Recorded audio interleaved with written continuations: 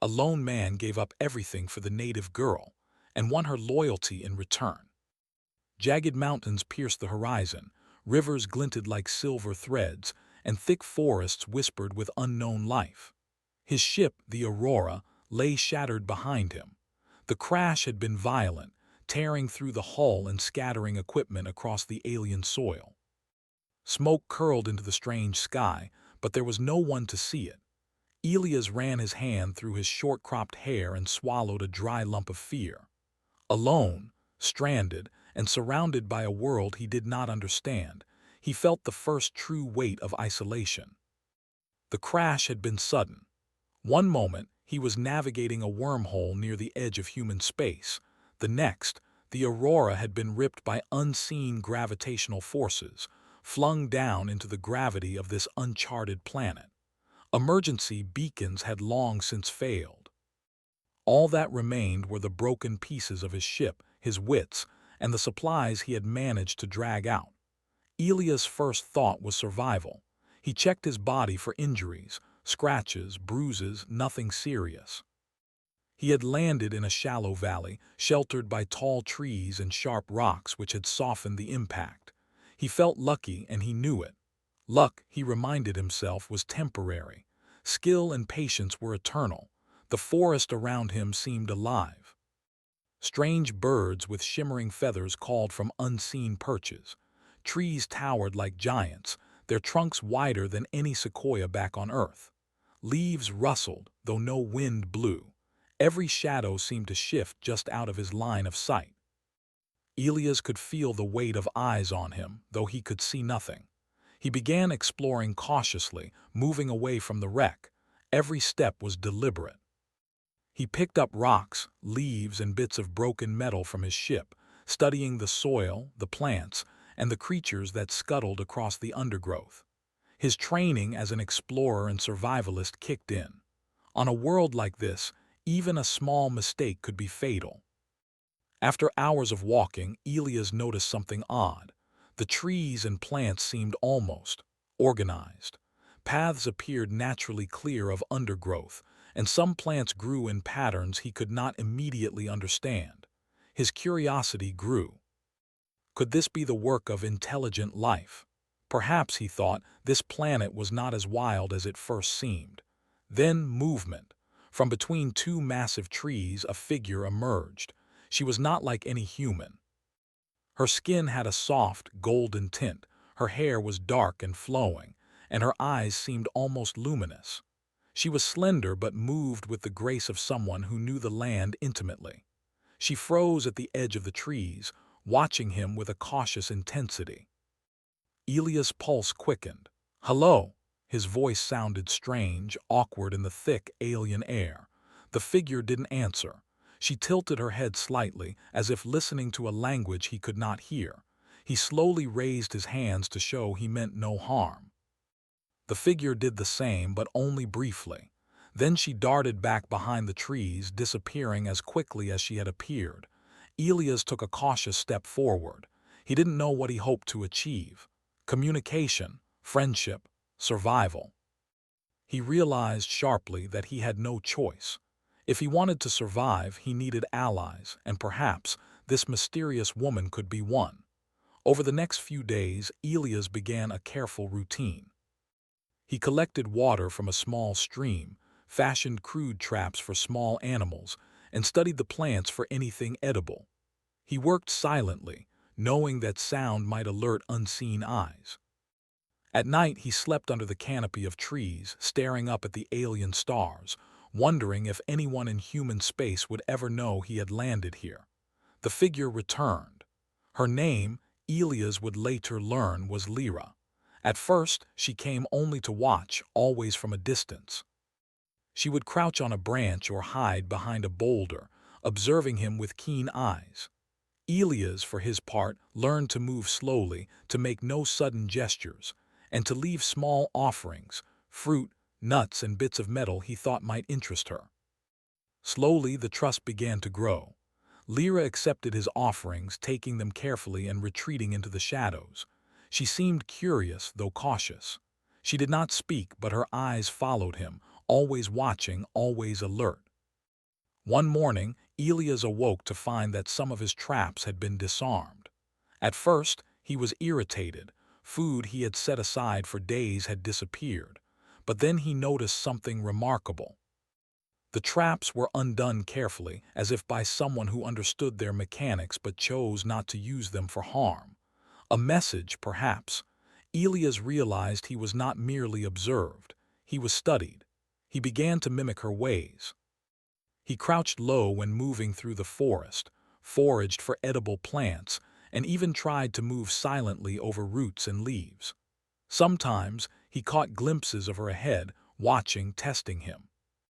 And sometimes, just sometimes, she would leave small gifts in return: a shell, a feather, a strangely shaped stone. The turning point came when a storm struck. Dark clouds rolled across the sky, and rain began to pour in heavy sheets. Elias scrambled to secure his meager shelter, but the wind was too strong, and a massive branch broke off a tree, falling directly in his path. He froze. From the trees, Lyra appeared. Without hesitation, she guided him away from the falling debris, using gestures and nods that Elias slowly began to understand. The storm passed, but the lesson lingered. Trust had begun to form. She had saved him, and he had no way to repay her except with his own actions. Elias spent the following weeks learning the subtle signs of the land: how to track animals, which plants were safe and which were dangerous, how to move silently, and how to read the weather by clouds and birds. And always Lyra was there, watching, guiding, teaching in silence. It became clear that this planet, wild and beautiful, was home to a culture both sophisticated and delicate. The Solari, he came to call them in his own mind, lived in harmony with their environment in ways humanity had forgotten. He realized that any attempt to dominate or exploit this world would fail. The only path forward was respect and understanding. One evening, as the twin moons rose in the sky, Elias sat by the stream and looked at his reflection. He did not see a conqueror or a hero. He saw a man learning humility, learning patience, learning to survive not by strength alone but by observation, respect, and careful action. And somewhere in the shadows, Lyra watched him, her eyes reflecting the moonlight. It was the beginning of something neither of them could yet understand. A bond forged not by words or promises, but by shared survival, by curiosity, and by the unspoken agreement that each would protect the other in a world that neither fully controlled. Captain Elias Kane had given up the certainty of human society. He had left behind the tools of his world, the comforts, and the weapons that made him feel safe. On this planet, none of that mattered. Only ingenuity, patience, and trust mattered. As night deepened, strange sounds echoed through the forest, calls of animals that were neither bird nor mammal, leaves brushing in patterns he could not predict. Elias felt a shiver of awe and fear. He was alone, yet not entirely. Somewhere nearby, Lyra waited, and he knew she would judge him not by what he claimed but by what he did. For the first time in his life, Elias Kane understood the true meaning of survival: not merely to exist, but to connect, to earn loyalty, and to respect life in all its forms. And so, under the twin moons, the lone man and the mysterious native girl began a silent dance of trust and learning, one that would shape the fate of both humans and Solari in ways neither could yet imagine. Days passed, and the forest began to feel less like a trap and more like a home, though one that demanded respect at every step. Elias Kane had learned to move lightly, to read the wind, and to listen to the language of the trees. Each rustle of leaves, each call of an unseen animal told him something. But most importantly, he had learned to notice the small presence that watched him from the shadows. Lyra had become more than a mysterious figure in the trees. She was now a teacher, an observer, and, slowly, a companion. Though they could not speak the same language, the lessons were clear. The forest was alive, and any attempt to dominate it would fail. The Solari lived in balance, and humans who failed to respect that balance could not hope to survive. Elias tried to match her movements. He crouched low to step over roots without breaking them. He picked fruit carefully, leaving enough for the creatures of the forest. He learned which leaves could be used for medicine and which were poison. Every small success was noticed by Lyra, whose golden eyes watched him with cautious approval. Yet it was not enough to simply observe. Survival required action. One morning, as he gathered water from the stream, Elias realized he needed shelter more secure than the temporary linta he had built. The rains had grown heavier, and nights were cold. He scavenged pieces of his broken ship, fashioning a small, covered space, careful not to disturb the forest floor more than necessary. When Lyra appeared later that day, Elias noticed her reaction. She approached cautiously, circling the shelter, inspecting it from every angle. She did not speak. Her people had no need for words in this early stage of trust, but her eyes were sharp. Elias held out a hand in greeting. Lyra tilted her head as if weighing his intentions, then retreated to a nearby boulder. It was a small victory, but a victory nonetheless. He had not imposed his ways on the forest, he had adapted. Days turned into weeks. Elias' relationship with the forest deepened, and with it, his connection to Lyra. She began leaving small gifts, a feather, a smooth stone, a tiny plant with delicate flowers. He responded in kind, offering berries he had gathered, small mechanical parts from the ship, and even a simple carved stick he had fashioned into a tool. The biggest test came one afternoon when Elias stumbled into a clearing and found the remnants of human technology left behind by explorers long before him. Broken sensors, corroded metal, and twisted wires littered the ground. His heart ached at the sight. These were remnants of his own kind, humans who had arrived without thought for the forest, without respect for its life. Lyra appeared silently at the edge of the clearing. Elias knelt, touching the soil, feeling the life beneath the metal. He understood the message without words. Humanity could destroy, but here, destruction was neither tolerated nor forgiven. It was then that Elias made a choice. He gathered the pieces of technology he had salvaged from the wreck of the Aurora. Drones, scanners, even small weapons. He left them in a carefully buried pit far from the forest, marking it with stones. This world did not need his machines. It needed his understanding, his patience, and his respect. Lyra watched closely as he worked. When he finished, he stepped back, breathing hard from the labor. She approached, holding out a small branch with leaves arranged like a crown. It was a gesture of acceptance, a silent recognition of his willingness to give up the tools of his old world in favor of the life of this one. Elias took the crown and placed it gently upon his head. It was symbolic, but powerful. He had made a choice, and Lyra had acknowledged it. Trust was no longer just fragile, it was growing. But the forest had more lessons to teach. One evening, as Elias prepared a small fire for warmth, he heard a deep growl from the underbrush.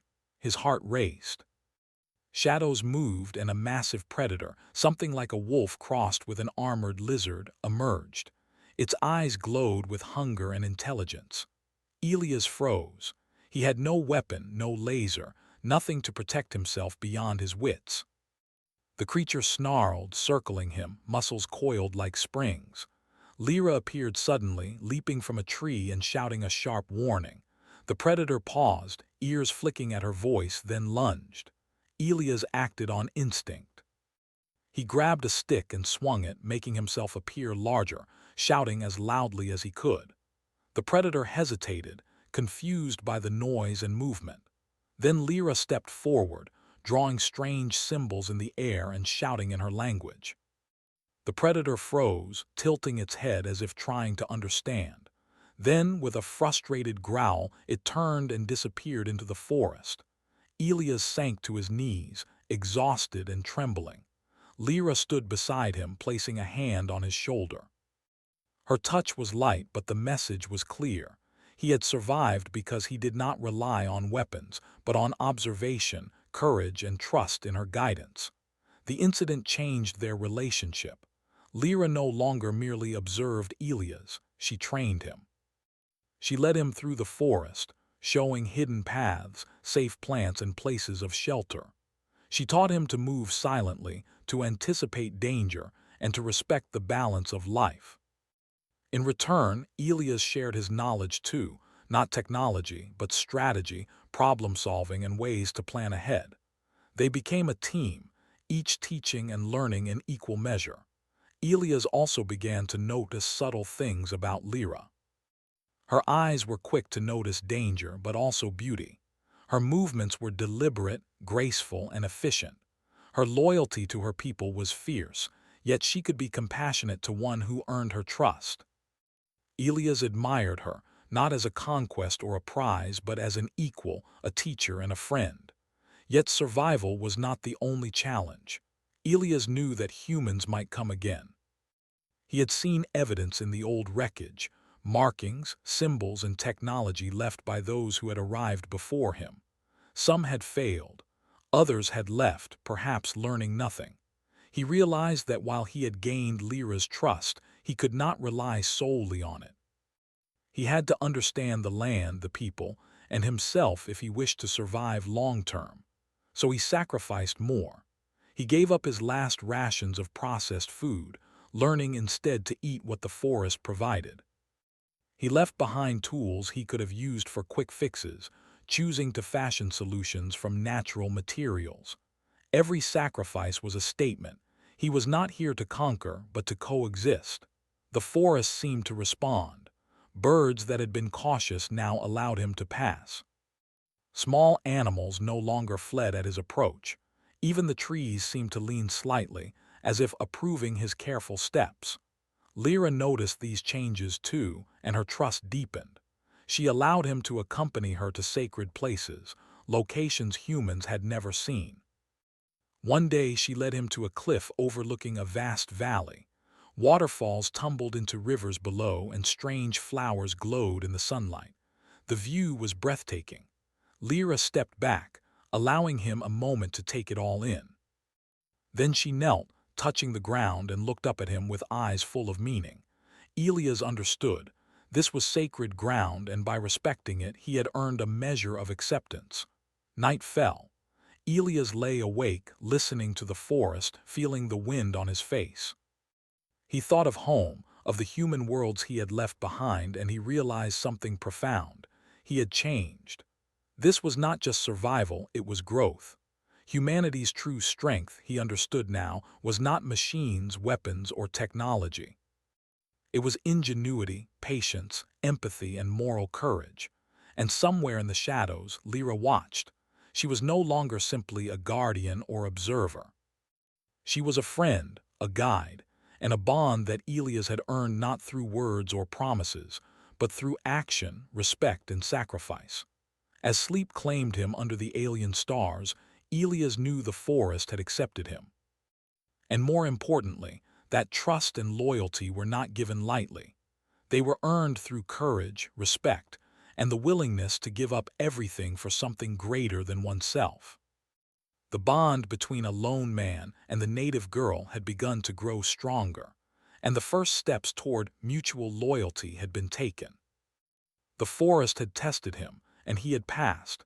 Elias Kane had begun to feel that he belonged, in a small way, to the forest and to its silent guardian, Lyra.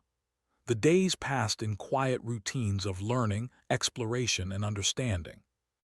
Yet even in this peaceful world, he could not ignore the faint traces of humans, the evidence of previous explorers scattered among the trees like warnings.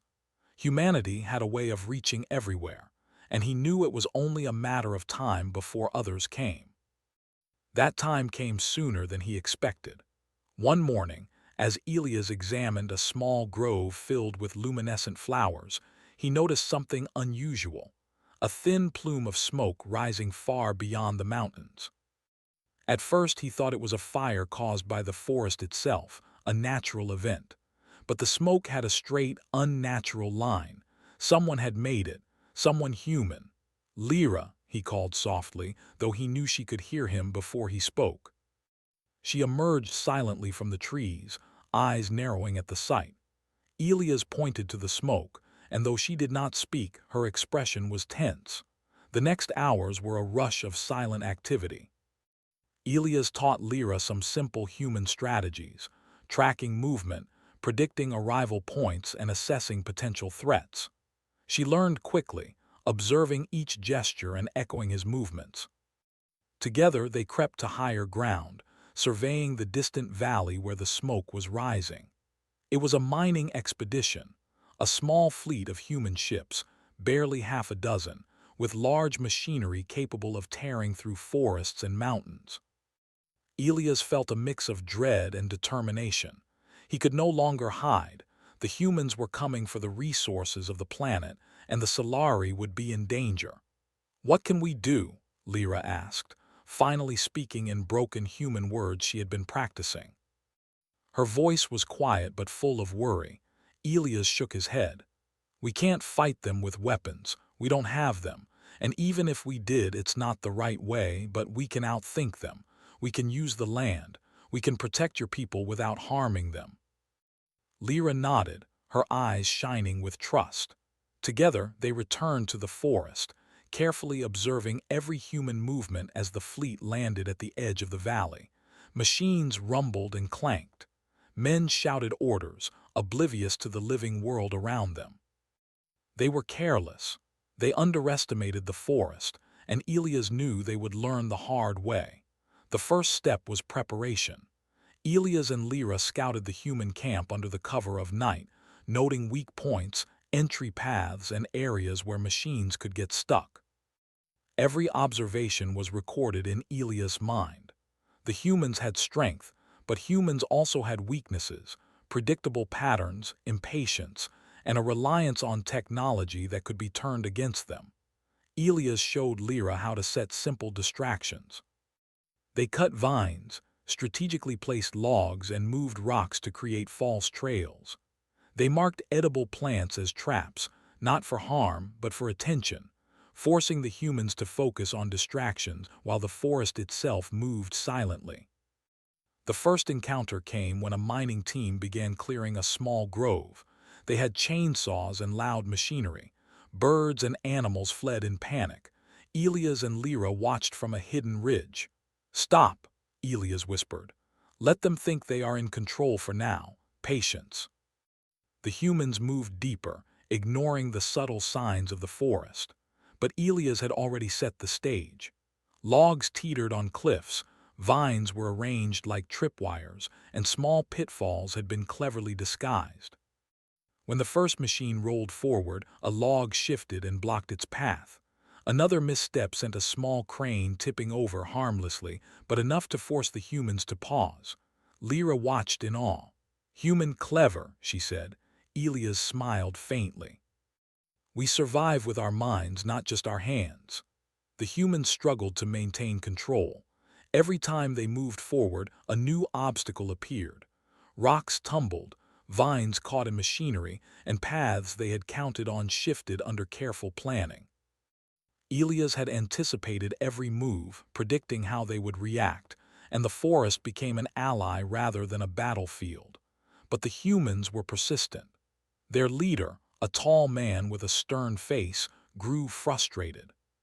He sent scouts into the forest to find the source of the disruptions. Elias and Lyra watched silently, hidden among the trees. The scouts were clever but not careful. They stepped on weak branches, triggered false signals, and were drawn away from the main camp. Elias whispered instructions to Lyra, showing her how to guide them silently, without confrontation, using subtle signs and natural obstacles. It was a dance of intelligence versus brute force. By the second day, the humans realized they were being outmaneuvered. Machinery was trapped, paths were blocked, and progress was painfully slow. Morale faltered. Some of the men questioned their leader, suggesting retreat. The humans had underestimated a planet and its people, and now they were paying the price. Elias knew that strategy alone was not enough. They needed to demonstrate the cost of interference without harming anyone. He devised a bold plan. They would lead the humans to a canyon filled with natural traps. Logs, loose stones, and hidden vines would make the machines almost impossible to move without damage, but no human would be injured. The day of the trap arrived. Elias and Lyra guided the humans subtly, staying out of sight, using branches and shadows as cues. The humans marched confidently, unaware of the danger ahead. When they reached the canyon, machinery became stuck, rocks rolled, and logs toppled with perfect timing. Panic spread, but Elias and Lyra stayed hidden, observing. The humans had no choice but to retreat. Frustration replaced greed. Elias felt a surge of triumph, not for himself, but for the Solari. Their home had been defended without bloodshed, without weapons, only with human ingenuity and understanding of the land. After the humans left, Elias and Lyra surveyed the canyon. "They'll come back," Elias said, his voice low. "Humans always do," Lyra nodded. "Then we will be ready, together." Elias realized something profound. Humanity's greatest strength was not destruction, but problem-solving, adaptability, and cooperation. In this world, with Lyra and the Solari, he could protect without violence. He could use his mind, his patience, and his courage. Days turned into weeks again, and the bond between Elias and Lyra deepened. She no longer merely observed. She collaborated, helping to maintain traps and guiding the forest's natural defenses. They communicated in gestures, shared tasks, and learned each other's rhythms. Trust had transformed into loyalty, an unspoken pact that neither would betray. Yet the shadow of the human fleet lingered. Elias knew they would return, perhaps stronger with more resources. He began planning further defenses, not as weapons, but as tests of patience and intelligence. Each trap, each diversion, each small victory reinforced the idea that humans could survive and protect without domination. One night, Elias sat by the stream, Lyra beside him. "Why do you help me?" he asked softly. Lyra's eyes glowed in the moonlight. "Because you respect," she said simply. "Because you listen. Most humans destroy. You learn." Elias smiled faintly. He understood now that loyalty was earned through action, through respect, and through sacrifice. It was not given lightly, and it could not be bought. The forest itself seemed to recognize their bond. Animals moved more freely, rivers flowed clearer, and the wind carried a sense of calm. Elias felt a quiet pride, not in himself, but in humanity's potential when paired with wisdom and respect. Yet he remained vigilant. The humans could return at any time. He and Lyra continued to train, exploring deeper parts of the forest, learning hidden paths and studying the land. They were no longer merely survivors, they were guardians. The first true threat had tested them, and they had passed. But Elias knew the journey was far from over. Protecting the Solari would require more ingenuity, more courage, and perhaps more sacrifices than he had yet imagined. As the twin moons rose again, Elias felt a mixture of hope and determination. He had faced humans and survived. He had learned trust, loyalty, and the power of respect. And with Lyra by his side, he knew they could face whatever came next together. For the first time, Elias Kane felt not just survival, but purpose. And in the silent forest, under the watchful eyes of Lyra, he realized that this was only the beginning. The morning sun rose over the valley, casting golden light across the forest. Captain Elias Kane and Lyra had been awake long before dawn, preparing for the arrival of the humans. Their brief encounter had shown that humans could be persistent, clever, and destructive. This time, Elias knew, they would not leave easily. He glanced at Lyra. Her golden eyes reflected the light of the rising sun, calm but alert. She had grown stronger and more confident in their partnership. Together, they had mapped the forest, studied the terrain, and designed subtle defenses that relied on intelligence rather than force. "They are coming," Elias whispered, pointing to distant plumes of smoke rising above the horizon. "This is the real test." Lyra nodded. "We protect, we do not harm." The humans arrived in full force. 5 large landing ships, each carrying men, machines, and equipment capable of reshaping the valley in days. Their boots crushed the soft earth, their voices rang harsh against the quiet of the forest, and the machines roared as they were deployed. Elias felt a pang of fear.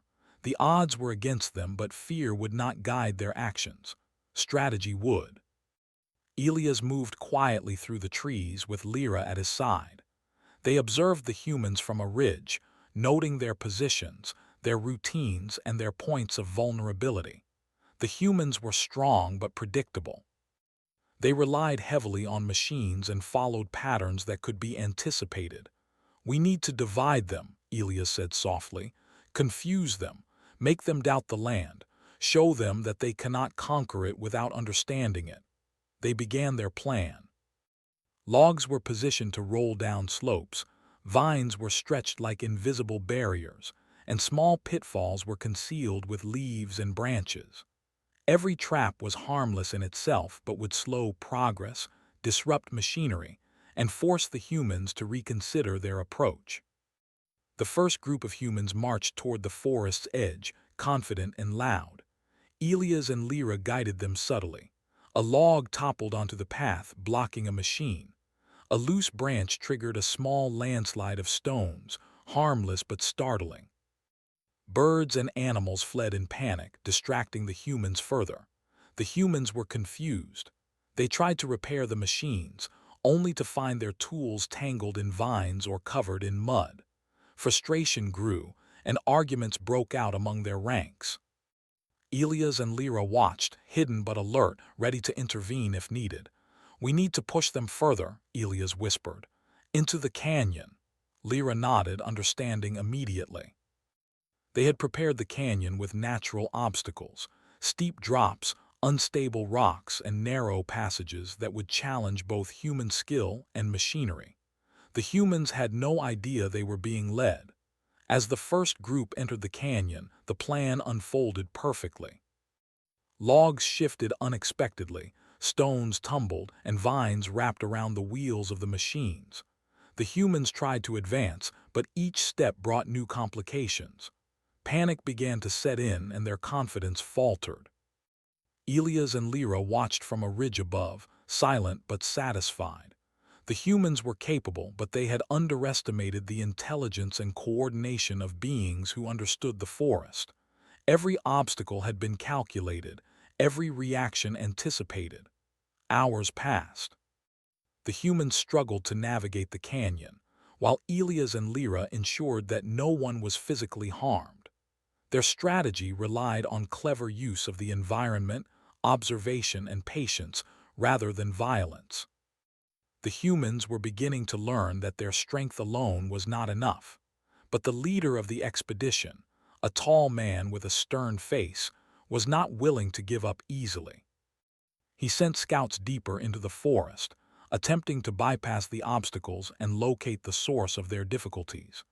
Elias and Lyra prepared for this. Using subtle signals, they guided the scouts into areas where the terrain itself would delay them. Loose stones, hidden roots, and narrow paths slowed their progress. The scouts grew frustrated, sending word back to the main camp that the forest was resisting them in ways they could not predict. Elias realized that this was the moment to teach a lesson, not through confrontation, but through ingenuity.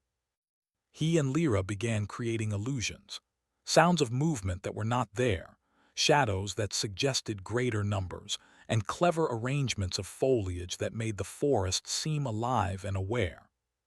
The humans became increasingly cautious, unsure of where to step or which direction to take. The forest had become a living puzzle and they were struggling to solve it. By the third day, morale among the humans began to break. They had spent hours navigating natural obstacles, repairing machines, and arguing among themselves. Their leader was forced to recognize that the forest, and those who protected it, were more capable than he had imagined. Elias and Lyra decided it was time for the final step. They needed to show the humans that survival and success in this world required more than force. It required understanding, respect, and intelligence. The canyon was ready. Every path was subtly blocked, every natural trap prepared, and every diversion carefully planned.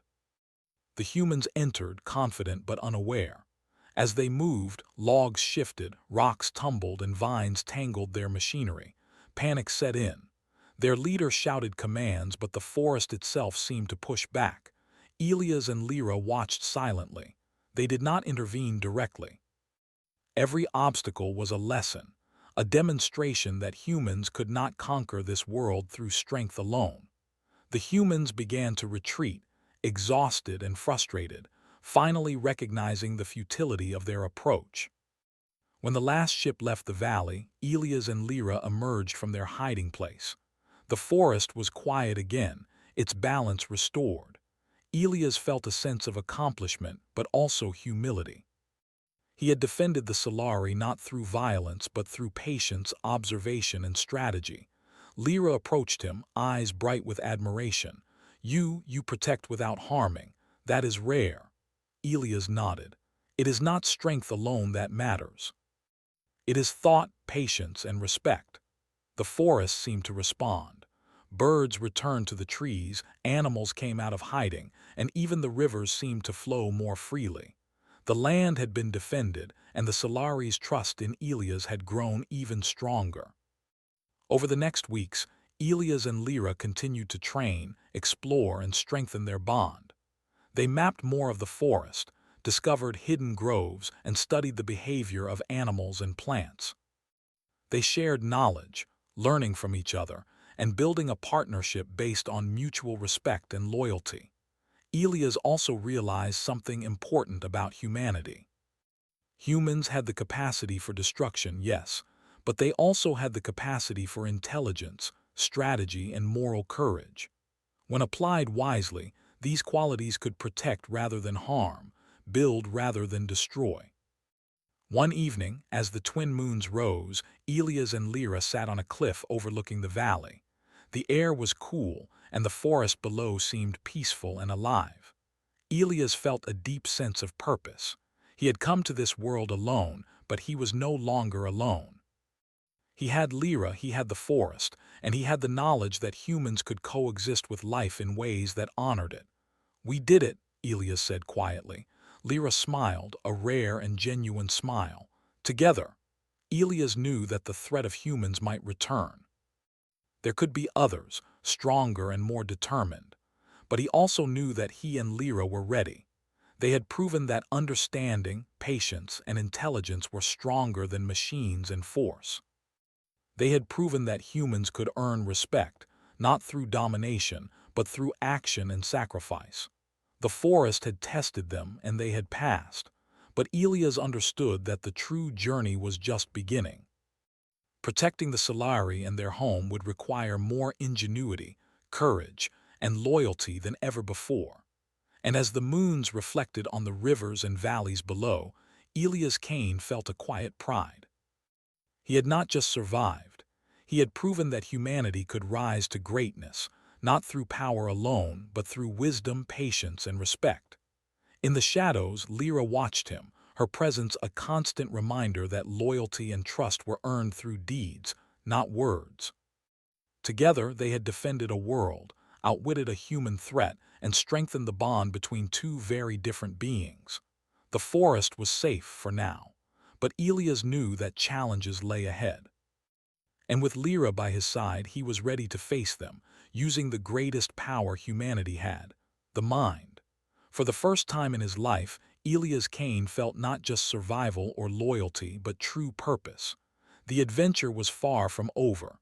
The forest was quiet that morning. Elias Kane stood on a ridge overlooking the valley, the first light of dawn brushing the treetops with gold. He could see the winding rivers, the hidden groves, and the paths that he and Lyra had mapped over the past weeks. The humans might return, but he was ready. Every trap, every diversion, every lesson the forest had taught him was now part of their defense. Lyra appeared silently at his side, her golden eyes scanning the horizon. She had grown stronger, wiser, and more confident since their first days together. Elias had come to trust her completely, just as she trusted him. Their bond had become more than survival, it was a partnership, built on respect, understanding, and loyalty. "They will come," Elias said quietly, his voice calm but firm. "We must be ready for anything." Lyra nodded. "We protect the forest, our people, and ourselves." By midday, the distant rumble of engines broke the silence. The human fleet had returned, larger this time, with more ships and heavier equipment. They had not forgotten the failures of the previous attempt.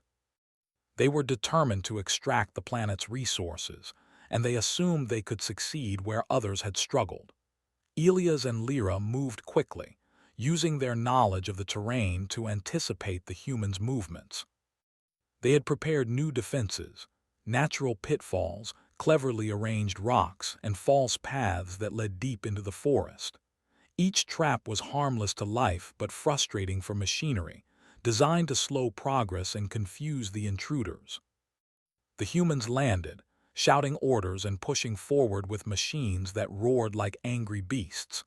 Elias watched carefully, tracking their progress and predicting their strategies.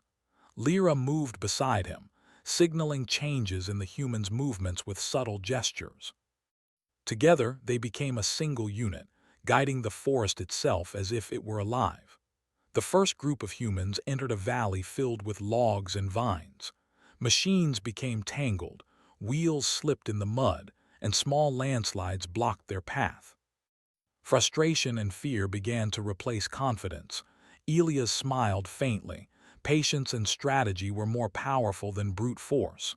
"They think the forest resists them," Elias whispered. "Let them feel it.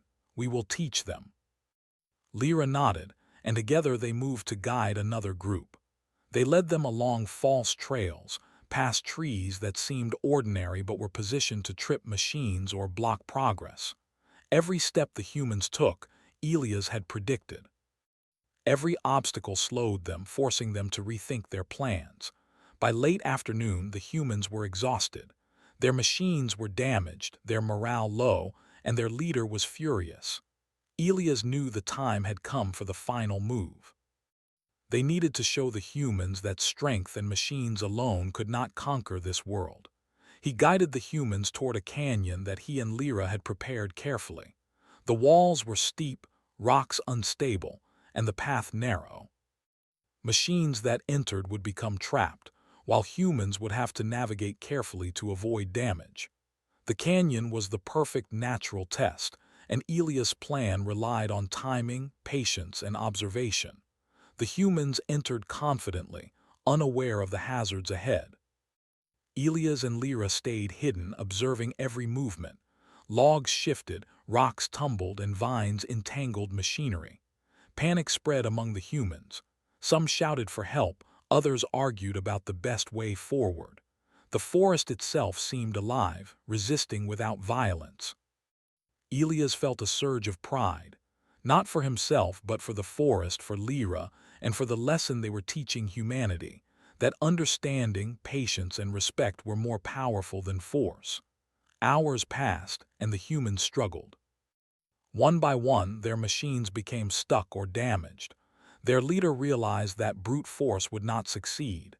Elias could see the change in him. Frustration replaced determination, and fear replaced confidence. Finally, the humans began to retreat. Exhausted, defeated, and humbled, they left the canyon and returned to their ships. Elias and Lyra watched from the ridge, silent but satisfied. The forest was safe, and the Solari's home remained untouched. When the last ship left, Lyra approached Elias. Her golden eyes shone with admiration and trust. You protect without hurting. That is rare, you understand." Elias nodded. "Strength is not enough. Understanding, patience, and respect, that is what matters." For the first time, Elias felt a sense of true accomplishment.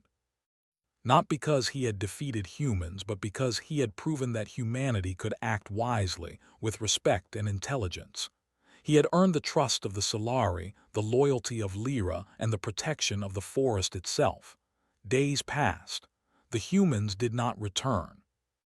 The forest, now calm, seemed to welcome them. Birds sang again, rivers flowed freely, and the hidden groves flourished.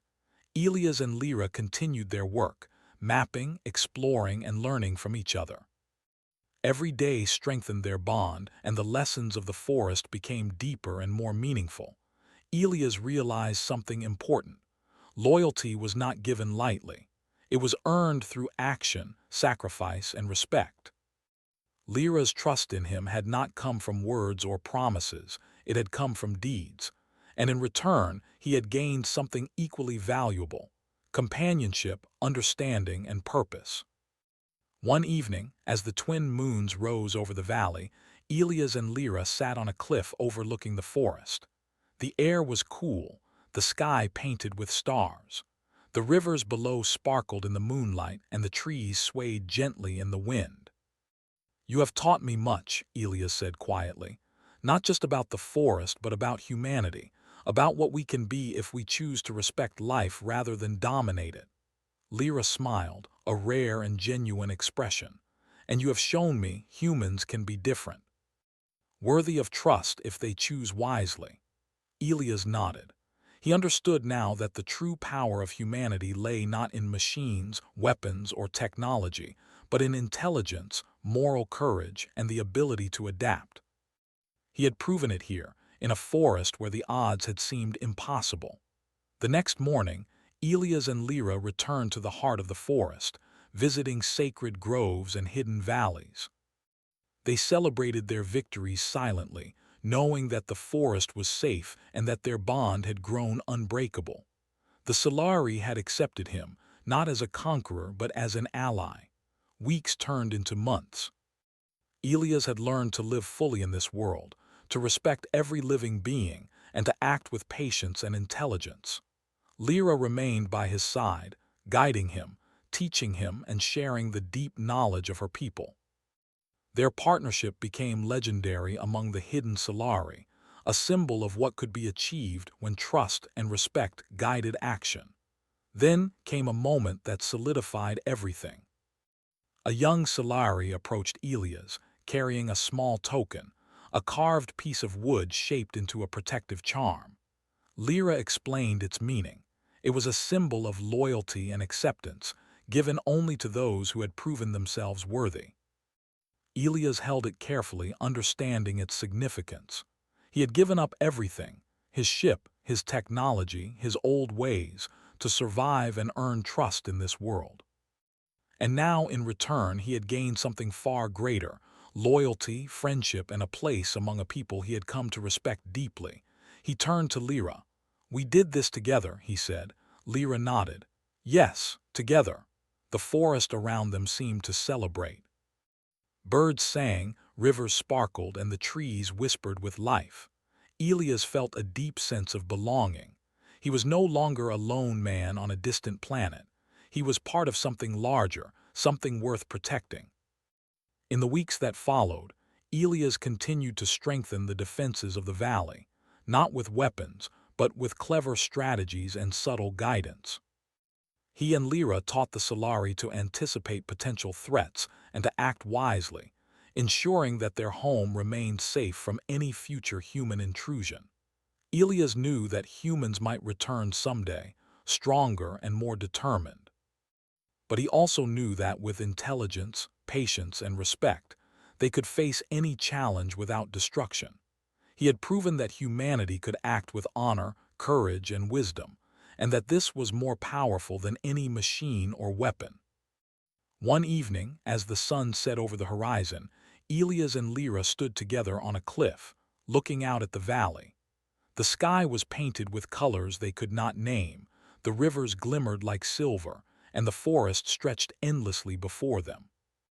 Elias took a deep breath, feeling the weight of his journey and the triumph of their bond. "We have done more than survive," he said. "We have proven that humans can be worthy, that loyalty, courage, and respect, these are our greatest strengths." Lyra smiled, her eyes reflecting the light of the setting sun. "And you have earned mine." In that moment, Elias understood fully. He had given up everything he knew to survive in a world that was not his own. He had faced danger, hardship, and the unknown. And in return, he had gained trust, loyalty, and purpose. The forest was safe. The Solari were protected, and Elia's Cain had proven the best of humanity: intelligence, courage, and moral strength. And as the night fell over the valley, Elias and Lyra remained on the cliff, watching the stars and knowing that together they could face whatever the future might bring. The journey had begun as a struggle for survival, but it ended as a testament to the power of respect, loyalty, and the human mind. For the first time, Elias Cain felt truly at home.